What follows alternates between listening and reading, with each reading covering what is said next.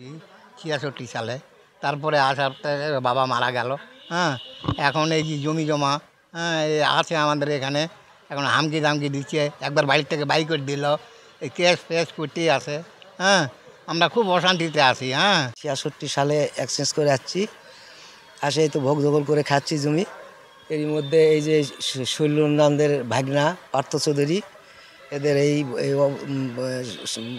ভয়ভীত দেখে অনেক কিছু আমাদের ন্যস্ত করেছে।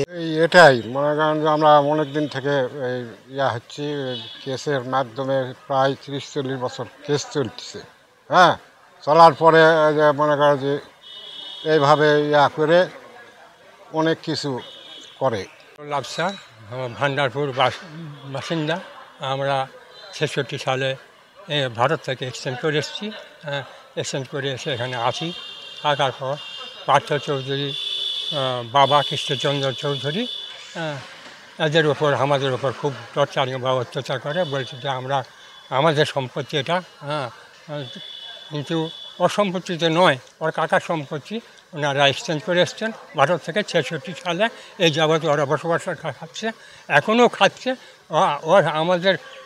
ওর সম্পত্তি উনিও কিনে নিয়েছেন, ওদের সম্পত্তি উনিও কিনে নিয়েছে, আমিও কিনে নিয়েছি। হ্যাঁ, তাহলে সে অবৈধ বলে। হ্যাঁ, ওনাদের যখন ওরা কিনে নেয়, তখন ওই রেজিস্ট্রি করার সময় ওদের একটা পাওয়ার ছিল, সেই পাওয়ারটা ওরা চুরি করে নেয়।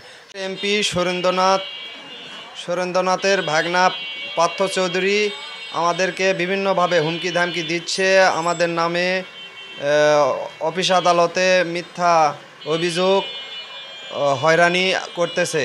আমি প্রশাসনের মাধ্যমে এর সুষ্ঠু বিচার ও তদন্ত দাবি করতেছি।